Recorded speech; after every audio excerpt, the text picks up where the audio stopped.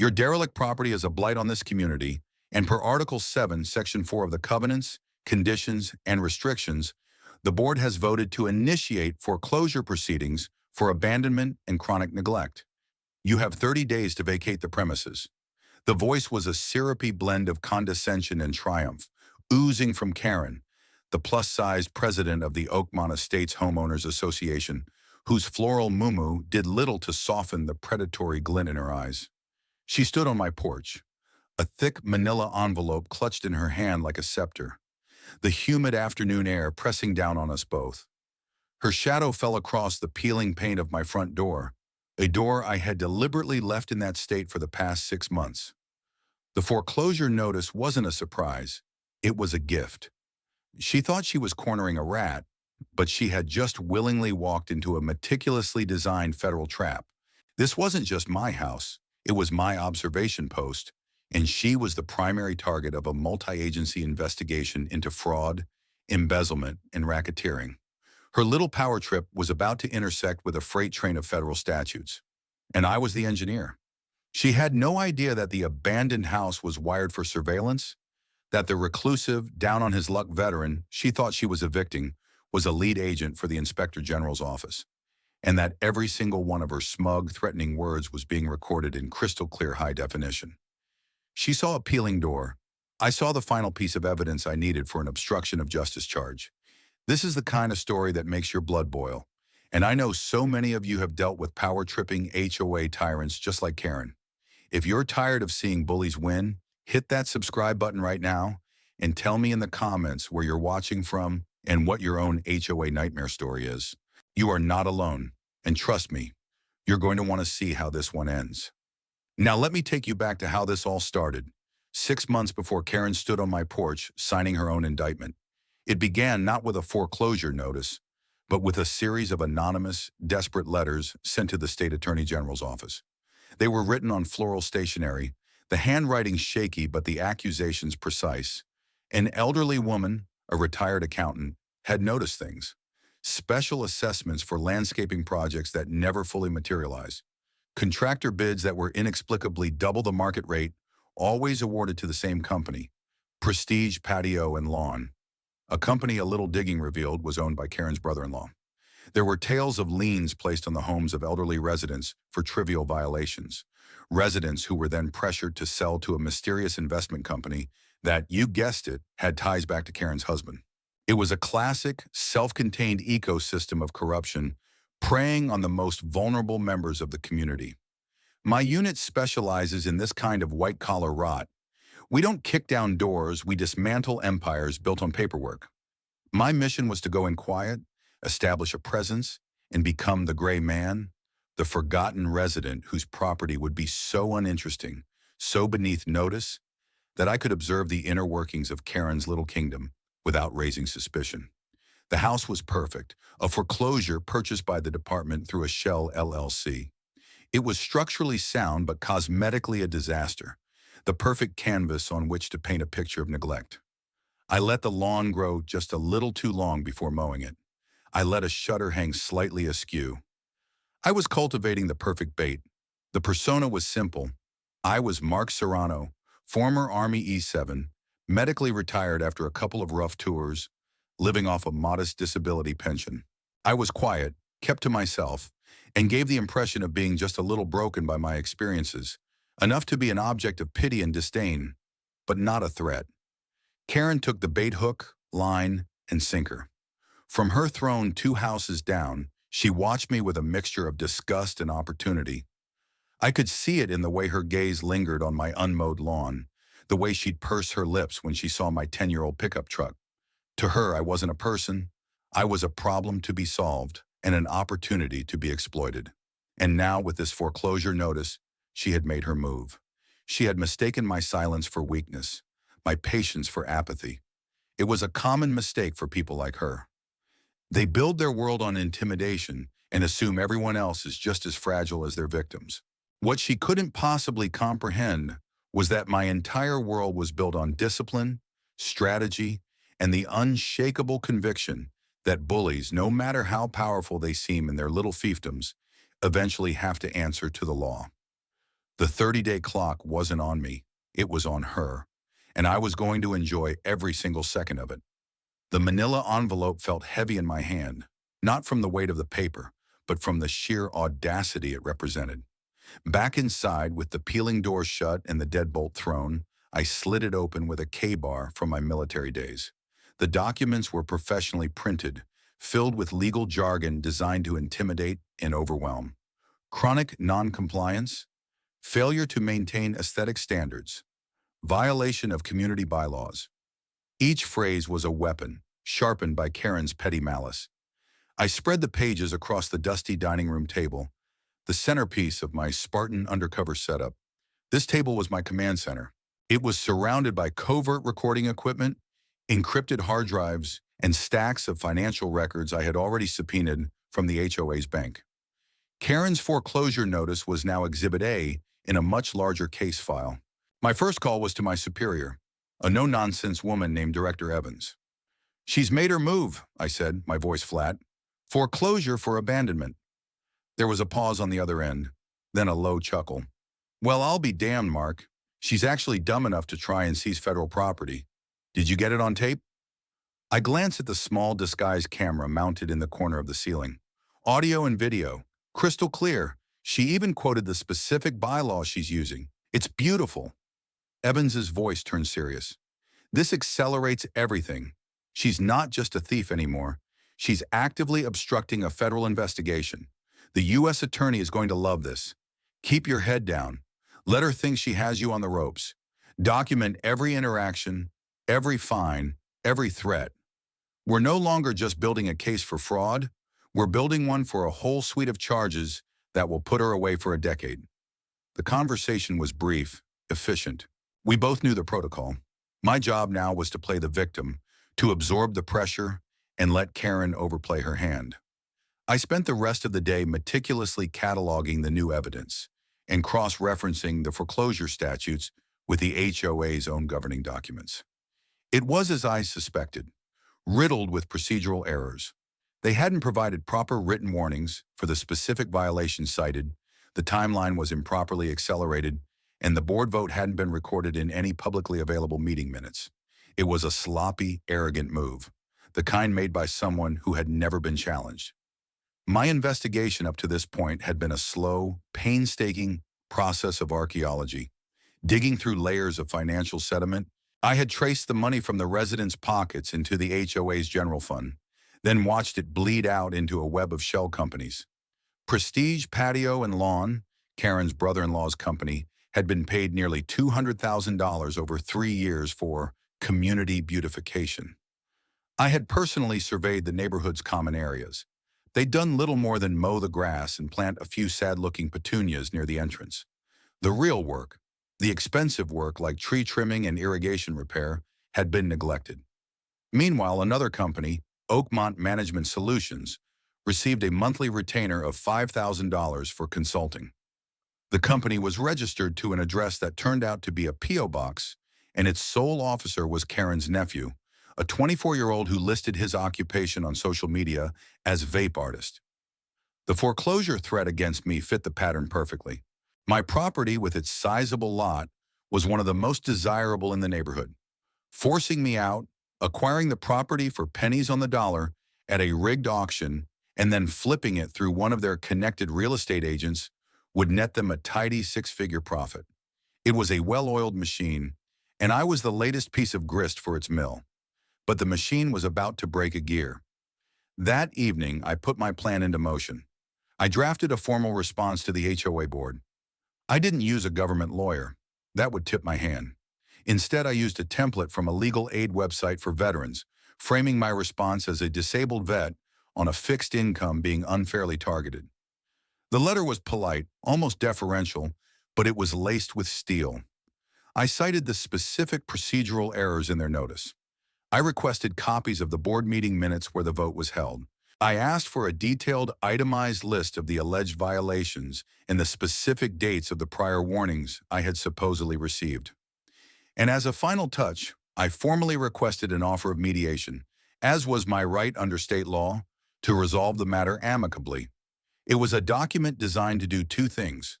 First, to create a legal paper trail demonstrating my good faith effort to comply, and second, to infuriate Karen. People like her don't want amicable resolution. They want unconditional surrender. My request for mediation would be seen not as an olive branch, but as an act of defiance. I printed the letter, put it in a crisp envelope, and walked it down the street to the official HOA mailbox. As I dropped it in the slot, I saw the curtains twitch in Karen's front window. The game was afoot. She thought she was the predator, but the truth was I had just painted a target on her back, and she was about to walk right into my crosshairs. My letter, as expected, was like throwing a lit match into a puddle of gasoline. 3 days later, I received a response. Not in the mail, but hand-delivered by Karen herself. She didn't even bother knocking, just shoved it through my mail slot with enough force that it fluttered to the floor like a wounded bird. The tone of the letter was a masterpiece of passive-aggressive bureaucracy. It dismissed my claims of procedural errors as misinterpretations by a layperson. It stated that the meeting minutes were for board members' eyes only, to protect sensitive community information. My request for mediation was denied on the grounds that the violations were so severe and chronic as to render mediation futile. It was a complete stonewall, a formal declaration that the rules only applied to people like me, not to her. Attached to the letter was a fresh surprise, a bill for $2,000. It was a special assessment levied against my property for emergency aesthetic remediation. There was no explanation of what this remediation entailed. No invoice, just a demand for payment within 14 days, with the threat of a lien if it went unpaid. This was her countermove. She was trying to bury me in fines to make it financially impossible for me to fight back. It was a classic tactic of hers, according to the complaints I'd studied. She'd bleed her victims dry with fees and fines until they either gave up or were forced to sell. I scanned the new documents, my mind already cataloging them as evidence for wire fraud and extortion. But I needed more than just paper. I needed the human element. It was time to make contact with the author of those shaky handwritten letters, Eleanor Vance. Eleanor lived in a small, impeccably kept cottage at the end of a quiet cul-de-sac. Her lawn was a perfect green carpet, her rose bushes bursting with color. She was the platonic ideal of a model resident, which made Karen's targeting of her all the more sinister. I knew from the file that Karen had tried to force Eleanor to replace her perfectly functional 30-year-old roof with a specific brand of tile from a company owned by, you guessed it, Karen's cousin. When Eleanor had refused, she was hit with a barrage of fines for the color of her trim, the height of her bird bath, and the unapproved species of her rose bushes. I approached her house in the late afternoon, carrying a plate of store-bought cookies, part of my harmless neighbor persona. I found her tending her roses, her small frame stooped, but her hands moving with practiced care. She looked up as I approached, her eyes wary. In this neighborhood, a stranger at your door was often a harbinger of bad news from the HOA. Mrs. Vance, I said, keeping my voice soft. My name is Mark Serrano. I live over on Chestnut Drive, the fixer-upper. I offered a self-deprecating smile. Her eyes, a pale, intelligent blue, scanned my face. I know who you are, she said, her voice quiet but not unkind. You're the one Karen is trying to run out of town. The directness was surprising and welcome. Looks that way, I admitted. I was hoping I could talk to you for a minute. I think we might have a common problem. I held out the cookies. Peace offering. She hesitated for a moment, then gestured with her trowel toward a small bench under a shady oak tree. Let's talk. For the next hour, I listened. I let her tell her story in her own words. She spoke of how Oakmont Estates used to be a friendly, close-knit community before Karen and her cronies took over the board 5 years ago. She described the slow, insidious creep of their control, the rewriting of bylaws in the middle of the night, the arbitrary enforcement, the way they used gossip and social pressure to isolate anyone who spoke up. And then she brought out her records. It was a treasure trove. She had kept every threatening letter, every baseless fine, every invoice from Karen's preferred contractors. She had copies of the original community bylaws, highlighting the sections Karen had illegally altered. She had even taken photos of the shoddy work done by the HOA's landscapers and compared them to the exorbitant bills. I was an accountant for 40 years, she said, her voice gaining strength. I know what it looks like when the books are cooked. They think because I'm old, I'm stupid. They're mistaken. I didn't reveal my true identity. To her, I was just another victim, but one who was willing to fight. I showed her the foreclosure notice and the $2,000 fine. Her eyes hardened. That's her move, she whispered. She pushes until you break. Most people do. They can't afford the lawyers. They can't take the stress. They just sell and leave. I'm not leaving, I said, my voice low and firm. And I don't think she's prepared for the kind of fight she's picked. I saw a flicker of hope in her eyes, the first I'd seen. What are you going to do? I laid out a simple plan, one that a regular citizen could believably conceive. We collect evidence. We find other neighbors who she's targeted. We use her own rules, her own bylaws against her. We demand transparency. We demand an audit. We do it all by the book, so she can't dismiss us. Eleanor nodded slowly, a thoughtful expression on her face. There are others, she said. The Millers, a young couple she fined for their children's swing set. Mr. Chen, who she's been harassing about his work van. They're scared, but they're angry. Good, I said. Anger is a start. Now we just need to channel it. As I walked home that evening, the plate of cookies left on Eleanor's bench, I felt a shift in the investigation. It was no longer just about financial records and legal statutes. It was about the lives Karen had disrupted, the peace she had stolen. Eleanor's meticulous records were the key. Combined with my own evidence, they formed an undeniable narrative of systematic abuse and corruption. Karen had made this personal with her threats and fines. Now, with Eleanor as my ally, I was going to make it personal for her too. The quiet war for Oakmont Estates had just gained a new front. Karen's response to my newfound alliance with Eleanor was swift and predictable. She escalated. The day after I spoke with Eleanor, a bright yellow violation sticker was slapped on the driver's side window of my pickup truck. The offense? Commercial vehicle parked in a residential area. My truck was a standard Ford F-150, no different from a dozen others in the neighborhood. But because I didn't have a shiny new luxury SUV like Karen and her board member friends, it was deemed commercial. The fine was $250. 2 days later, another notice appeared, this one taped to my front door. I was being fined $500 for a failure to maintain landscaping in accordance with community standards, specifically citing a patch of clover near my driveway. It was clear what was happening. She had seen me talking to Eleanor, her most persistent and knowledgeable critic, and had correctly identified it as a threat. Her strategy was to crush me with 1,000 paper cuts, to make my life so miserable and expensive that I would abandon the fight and, by extension, abandon Eleanor and the others. It was a classic divide and conquer tactic. What she didn't count on was my training. In the military, we called it embracing the suck. You learn to operate under constant grinding pressure. You learn to compartmentalize, to focus on the mission while ignoring the noise. Karen's harassment campaign wasn't a source of stress. It was a source of data. Each new fine, each baseless accusation was another piece of evidence meticulously scanned, cataloged, and added to the growing file. The harassment also gave me the perfect excuse to escalate my own surveillance. Under the pretext of protecting my property from HOA vandalism, I installed several overt, high-visibility security cameras around the house. They were strategically placed to not only monitor my property, but also to have a clear line of sight on Karen's house and the street between us. I wanted her to know she was being watched. I wanted to see if the knowledge would alter her behavior. It did, but not in the way a rational person's would. Instead of backing off, she became more brazen. One afternoon, I was in my front yard pulling a few weeds, a deliberate performance of compliance, when her golf cart came gliding to a halt at my curb. She didn't get out, just sat there, peering at me over the top of her sunglasses, a queen surveying a particularly disappointing peasant.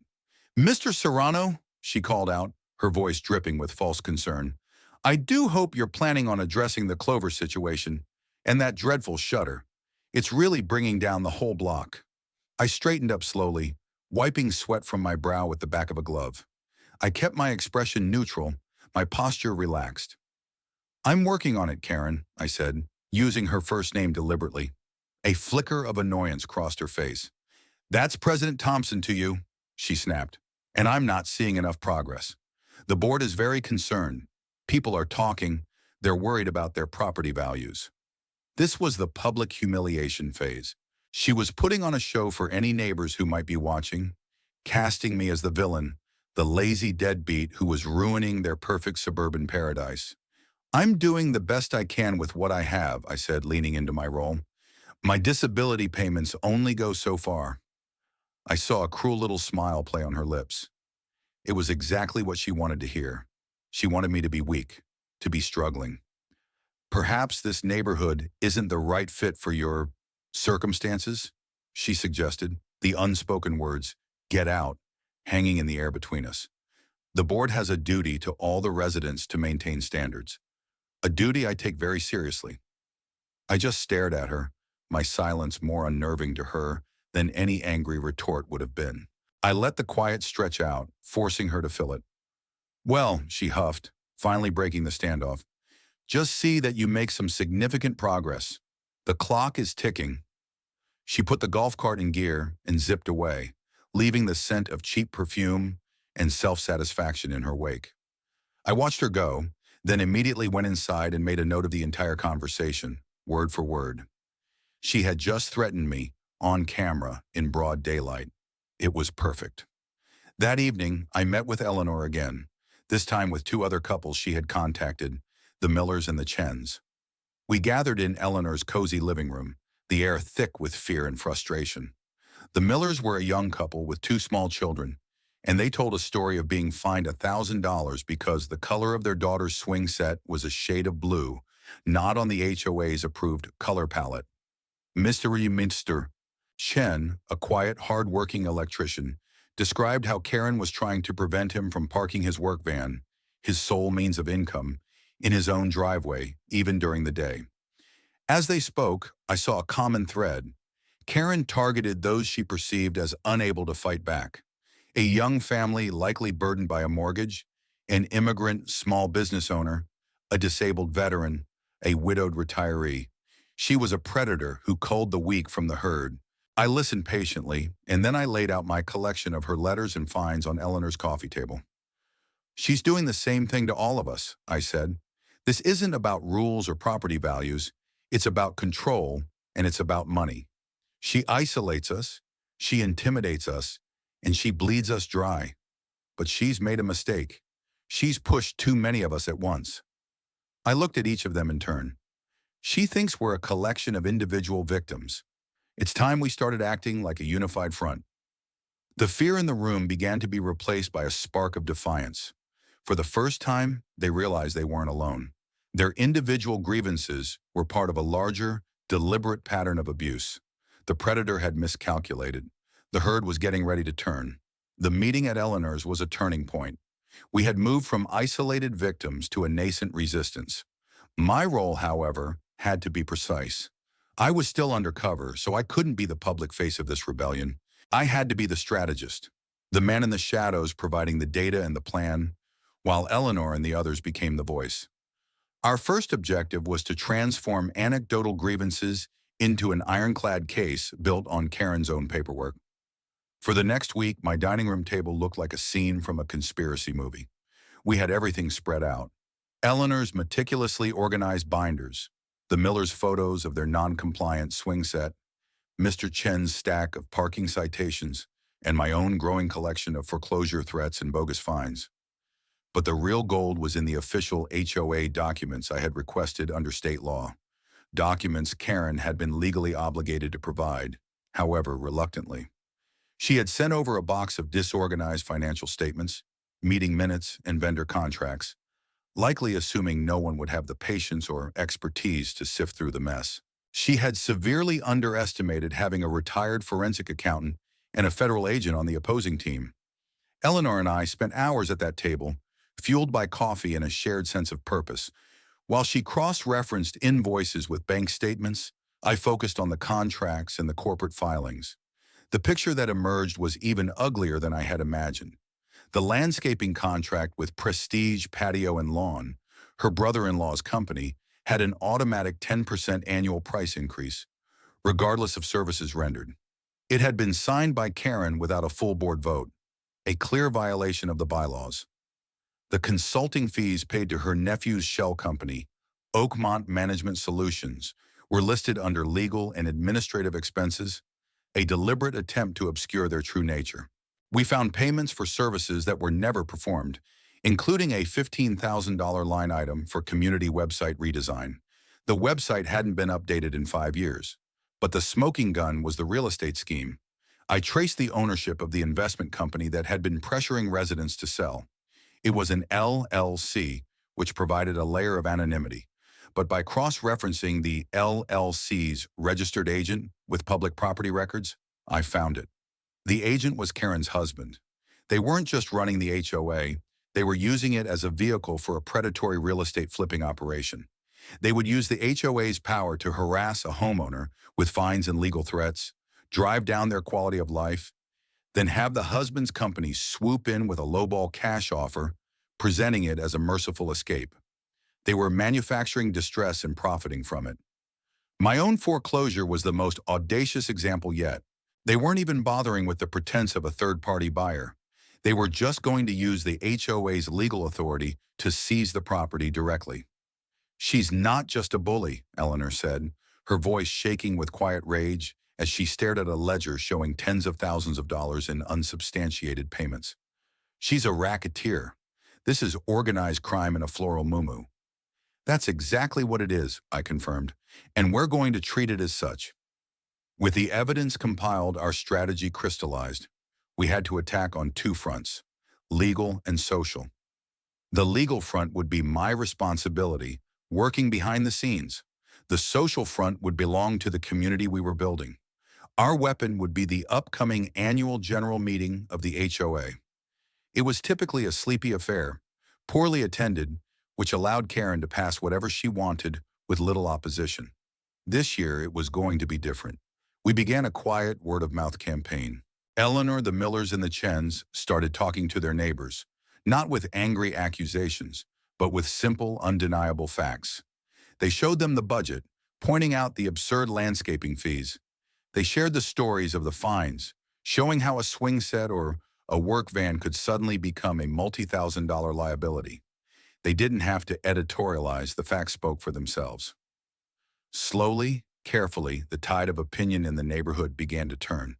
People who had previously dismissed Karen's behavior as mere bossiness were starting to see it for what it was, a systematic fleecing of their own community. The fear she had cultivated for so long was being replaced by a simmering, collective anger. As the meeting approached, I prepared our primary legal weapon. It was a formal petition drafted according to the strictest interpretation of the HOA bylaws. It called for 2 things. First, the immediate removal of Karen Thompson and her entire board of directors for gross negligence and malfeasance. Second, it demanded a full, independent forensic audit of the HOA's finances for the past 5 years, to be conducted by a certified firm with no ties to the community. We needed signatures from 25% of the homeowners to force a vote on the petition at the meeting. For days, our small group went door to door, armed with clipboards and copies of our most damning evidence. It was a risk. The moment Karen caught wind of it, she would retaliate. But it was a calculated risk. Her power was based on the illusion of universal support and the isolation of her victims. The petition was a direct assault on that illusion. We got the signatures in 3 days. 40% of the homeowners signed, many of them thanking our volunteers for finally having the courage to stand up. The quiet war was about to go public. We had the evidence, we had the support, and we had the law on our side. The annual general meeting was in 1 week, and it wasn't going to be a coronation for Queen Karen. It was going to be her day of reckoning. The week leading up to the annual general meeting was fraught with a palpable tension. Karen must have gotten wind of the petition, because her campaign of harassment intensified into a final, desperate frenzy. My lawn was suddenly inspected daily, with notices left for suboptimal blade height and inconsistent coloration. Mr. Chen's van was photographed every time he parked it for more than 5 minutes. The Millers received a formal warning that the sound of their children playing in their own backyard constituted a noise violation. It was the thrashing of a cornered animal, and it only served to strengthen our resolve. We had the signatures, but we knew Karen wouldn't make it easy. She controlled the meeting, the agenda, the microphone. We needed a plan to ensure our petition was heard. My job was to prepare our team, to drill them like a military unit preparing for a complex operation. We met again in Eleanor's living room, which had now become our de facto command center. I laid out a large diagram of the community center auditorium where the meeting would be held. This is a strategic operation, I began, my tone shifting from friendly neighbor to field commander. Karen will try to control the flow of information and shut us down before we even start. We cannot let that happen. Our plan was simple but required precise execution. Eleanor, as a respected longtime resident, would be our primary speaker. She would formally present the petition during the new business portion of the agenda. The moment Karen tried to rule her out of order, which she inevitably would, Mr. Chen, sitting in the front row, would stand and invoke Robert's Rules of Order, citing the specific bylaw that guaranteed members the right to introduce new business from the floor. As Karen sputtered and tried to shut him down, Mrs. Miller, positioned near the back, would stand and make a formal motion to add the petition to the agenda. This would force an immediate procedural vote. We had the numbers to win that vote, and once the petition was officially on the agenda, Karen would be legally obligated to allow it to be discussed. It was a three-pronged attack designed to use her own bureaucratic rules against her. She expects one voice of dissent, I explained. She's not expecting an organized, multi-point procedural assault. We have to be calm, we have to be professional, and we must not let her bait us into a shouting match. We win with facts and procedure, not with emotion. I spent hours coaching them, running through scenarios. What if she turns off the microphone? What if she declares the petition invalid? What if she adjourns the meeting? For every potential move she could make, we developed a counter move.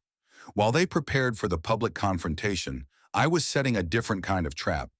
I took our entire evidence file, the financial records, the contracts, the photos, the sworn affidavits from residents, and compiled it into a thick, damning binder. I then drafted a formal criminal complaint and a request for investigation addressed to the State Attorney General's office in the Economic Crimes Unit of the State Police. This was my ace in the hole. The community's effort at the HOA meeting was about reclaiming their neighborhood. My official complaint was about putting Karen and her cronies in prison. On the morning of the meeting, I had the package delivered by a professional process server to Karen's home.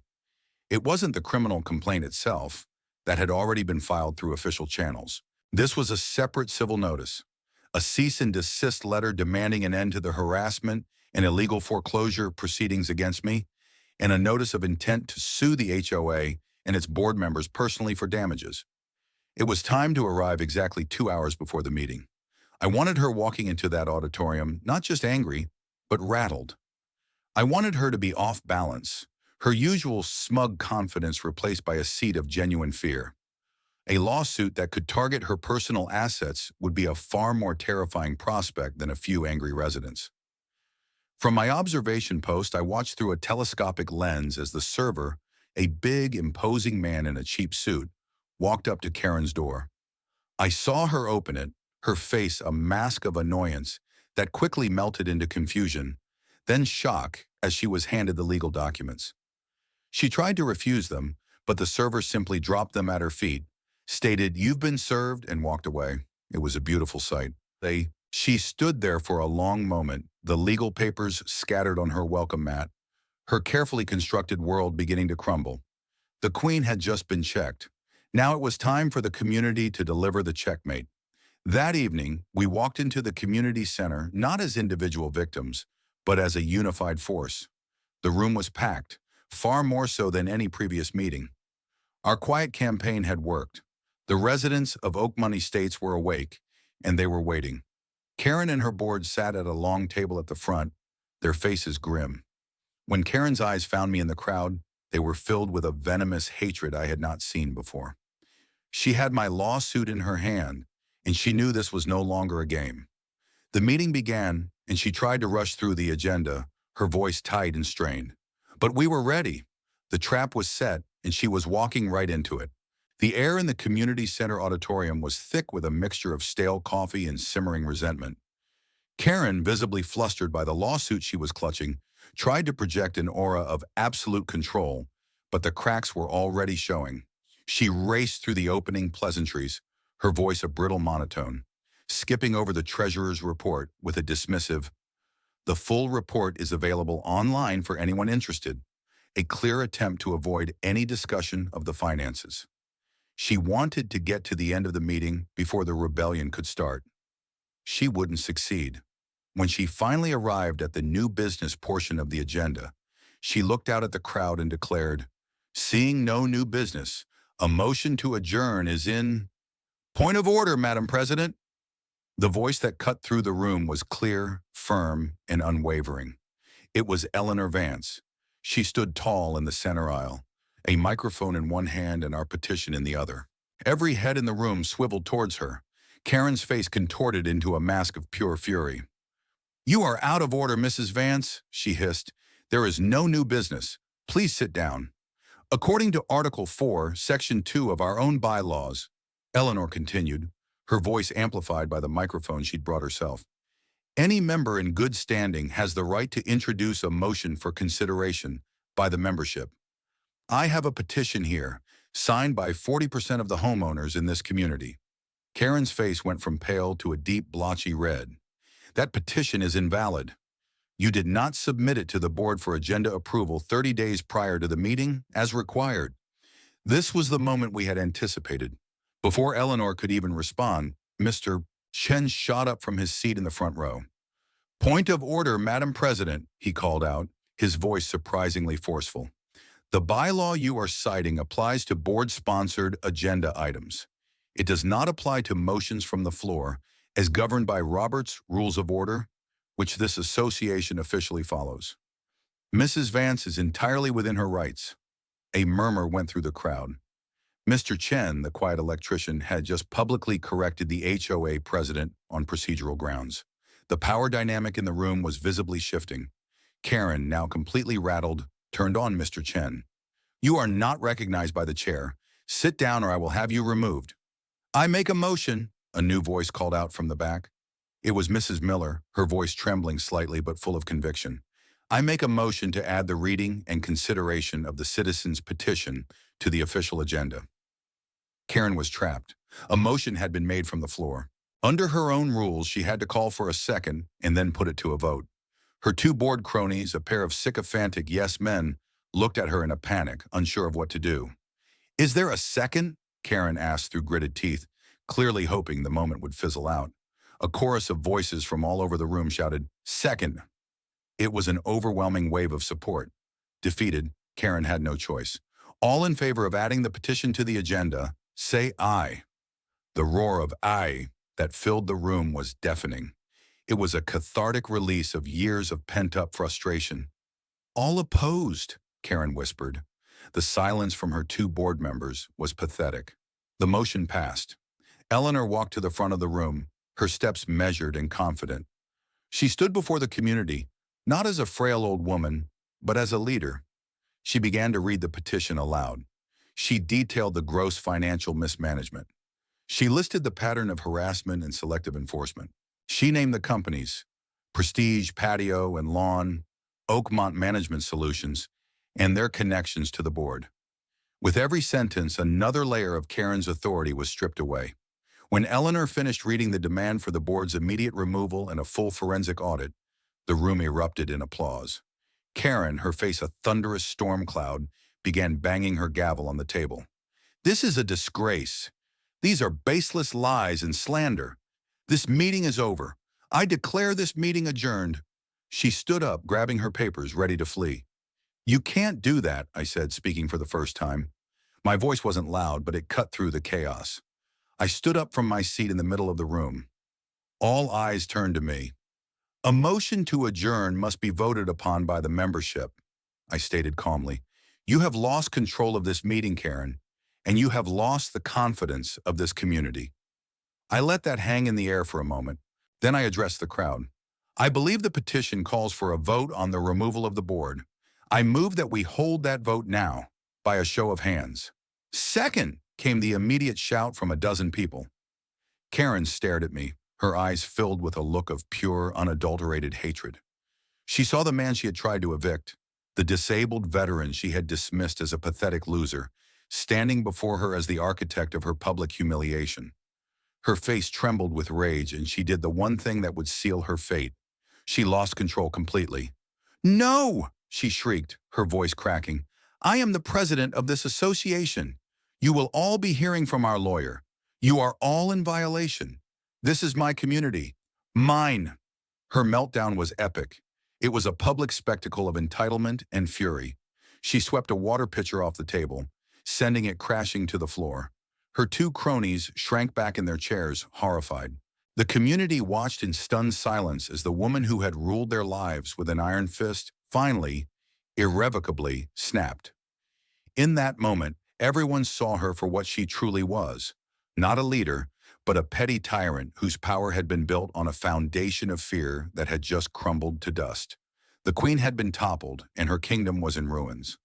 The morning after the disastrous HOA meeting, the neighborhood was eerily quiet, as if holding its breath. Karen's public implosion had been the talk of every household. The recall vote had passed with a near-unanimous show of hands after she stormed out of the auditorium. An interim board, led by a relieved and resolute Eleanor Vance, had been established on the spot. But the community's victory was only the first part of the operation. Now it was time for the second, more permanent part, the legal consequences. At precisely 9 a.m., I walked up the driveway to Karen Thompson's house. I was not the same man who had stood on her porch receiving a foreclosure notice weeks earlier. The worn jeans and faded t-shirt were gone, replaced by a dark conservative suit. My posture was different, no longer the slightly stooped bearing of a weary veteran, but the ramrod straight posture of a federal officer on official business. I was not alone. Flanking me were two plainclothes detectives from the state's Economic Crimes Unit, their jackets doing a poor job of concealing the firearms on their hips. A step behind us was a junior prosecutor from the state attorney general's office, a young, sharp-eyed woman clutching a thick leather portfolio. Karen opened the door before I could knock. She must have seen us coming. She was wearing a stained bathrobe, her hair was a mess, and her eyes were puffy from crying or lack of sleep. The smug superiority was gone, replaced by a haggard, cornered look. When she saw me, her face cycled through a series of emotions: confusion, a flicker of recognition, and then a dawning, sickening horror. "Serrano," she stammered. What is this?" I held up my badge and credentials. "Special Agent Mark Serrano, Office of the Inspector General," I said, my voice cold and official. "I believe we've met. You were trying to foreclose on my federally funded operational base." The color drained from her face. Her jaw went slack. The carefully constructed reality she inhabited, where she was the one in power, shattered into a million pieces. "Operational base?" she whispered, the words barely audible. I don't understand." The prosecutor stepped forward. "Karen Thompson," she said, her voice crisp and devoid of emotion. "We have a warrant for your arrest on charges of felony racketeering, wire fraud, mail fraud, and embezzlement. We also have a warrant to search these premises and the offices of the Oakmont Estates Homeowners Association." One of the detectives stepped forward, holding out a pair of handcuffs. "You have the right to remain silent," he began, starting the Miranda rights. Karen just stared at me, her eyes wide with disbelief and betrayal. "You," she choked out. "It was you this whole time.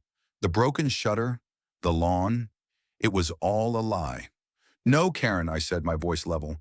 "It was all evidence. Every fine you levied, every threat you made against my property, a property being used in an active federal investigation, was another nail in your coffin. The foreclosure notice wasn't just harassment, it was obstruction of justice. You did this to yourself." Her husband appeared behind her, drawn by the commotion. When he saw the detectives, the badge, the handcuffs, he tried to bluster. "What is the meaning of this? You can't just—" The second detective stepped up to him. "Sir, are you Robert Thompson?" When he nodded, the detective said, "You're also under arrest for conspiracy to commit fraud." As they were led away in handcuffs, Karen in her bathrobe, her husband in his pajamas, a small crowd of neighbors began to gather on the sidewalk, drawn by the sight of the unmarked police cars. They watched in stunned silence. There was no cheering, no celebration, just a quiet, solemn sense of an ending. I saw Eleanor Vance standing across the street, her arms wrapped around herself. She met my gaze, and I gave her a slow, single nod. She nodded back, a look of profound, weary relief on her face. Our work was done. The search of the house and the HOA office was a formality. We already had everything we needed. The teams were there to collect the physical hardware, the computers, the phones, the file cabinets full of incriminating documents. Inside her home office, we found the proof of her premeditation, detailed notes on various properties she considered takeover targets, with my address at the top of the list, marked with the words easy target, vet, no money. We found the bank statements for the shell corporations, showing direct transfers from the HOA accounts into accounts controlled by her and her husband. It was a slam-dunk case built meticulously over months and sealed by her own arrogance. She had poked the bear, and the bear, it turned out, was the United States government. As I stood on her porch, the same porch where she had threatened me with such smug satisfaction just weeks before, I felt not triumph, but a quiet, grim sense of justice. She wasn't a criminal mastermind.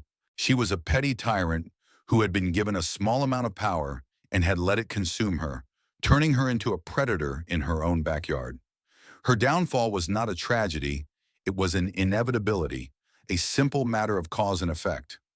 The weeks following the arrest were a period of profound change for Oakmont Estates. The story hit the local news, complete with shots of Karen being led away in handcuffs, her face a crumpled mask of disbelief. The community was in shock, but it was the kind of shock that comes after a fever breaks, a sense of clarity and exhaustion, followed by the slow return of health. The State Attorney General's office, in a rare move, placed the HOA in temporary receivership, appointing a neutral third-party administrator to oversee its functions until a new legitimate board could be elected. The first act of the receiver was to declare a moratorium on all pending fines and foreclosure actions initiated by Karen's board. A team of forensic accountants descended on the HOA's books, and their findings were even worse than our initial investigation had revealed. Karen and her cronies had embezzled nearly $500,000 over 5 years, using the community's funds as their personal slush fund for vacations, car payments, and home renovations, all laundered through the network of sham companies. The legal process moved swiftly. Faced with an insurmountable mountain of evidence, Karen, her husband, and her 2 board allies all took plea deals rather than face a jury. Karen received the stiffest sentence, 5 years in federal prison. Her husband and the others received lesser sentences and were ordered to pay hundreds of thousands of dollars in restitution to the HOA. The money they had stolen was clawed back. The liens they had placed on homes were voided. The contracts with their family members' companies were terminated. Their entire corrupt enterprise was dismantled, piece by piece. My mission in Oakmont Estates was officially over, but I stayed for one last meeting. It was held in the same community center auditorium, but the atmosphere was completely different. The fear and anger were gone, replaced by a sense of cautious optimism. The room was packed with residents who were no longer just attendees. They were participants, eager to rebuild their community. Eleanor Vance, the newly elected HOA president, stood at the podium. She wasn't the fiery petitioner anymore. She was a calm, steady leader. She outlined the new board's plans for transparency, monthly financial disclosures, open board meetings, and the establishment of an independent oversight committee. She spoke of fairness and of rebuilding trust. At the end of the meeting, she asked me to come to the front. The residents gave me a standing ovation. It was awkward. I was just doing my job, but I understood what it meant to them. I wasn't a hero, I was simply the catalyst. They were the ones who had found the courage to stand up, to sign the petition, to show up and vote. "We all owe a debt of gratitude to Mr. Serrano," Eleanor said, her voice warm. "He reminded us that we had a voice, and that the rules are meant to protect all of us, not just the powerful." I kept my remarks brief. I explained the role of my agency and the importance of citizen vigilance in preventing the kind of abuse they had endured. "People like Karen Thompson only have the power you give them," I concluded. She thrived in darkness and apathy. By coming together, by demanding transparency, You created the light that drove her out. Don't ever let that light go out. After the meeting, as I was packing up the last of my equipment from the house on Chestnut Drive, Eleanor stopped by. She brought a plate of homemade cookies, a far better offering than the store-bought ones I had given her. We stood on the porch, the same porch that had been the stage for the conflict's opening and closing acts. The peeling paint was still there, the shutter still slightly askew. "Are you going to fix this place up before you leave?" she asked with a smile. "I'm leaving it for the next guy," I said. "The department will sell it, hopefully to a nice family who will appreciate what a great neighborhood this is." She looked out at the street, at the well-tended lawns and the kids playing in their yards. "It is a great neighborhood," she said softly. "We just forgot that for a little while. Thank you for helping us remember." We stood in comfortable silence for a moment, watching the sun set over the rooftops. My work here was a small victory in a much larger, ongoing battle against the quiet, insidious corruption that can take root in any place where power goes unchecked. But for the people of Oakmont Estates, it was everything. It was the restoration of their homes, their peace of mind, and their community. As I drove away for the last time, I looked at the "Welcome to Oakmont Estates" sign. The petunias planted by Karen's brother-in-law were still there, looking as sad and overpriced as ever. I smiled. I had a feeling that was the first thing the new board would vote to change. Justice, I reflected, isn't always about grand battles and dramatic showdowns. Sometimes it's about a retired accountant who keeps good records. Sometimes it's about a community finding its voice. And sometimes it's about letting a power-hungry bully foreclose on the wrong house.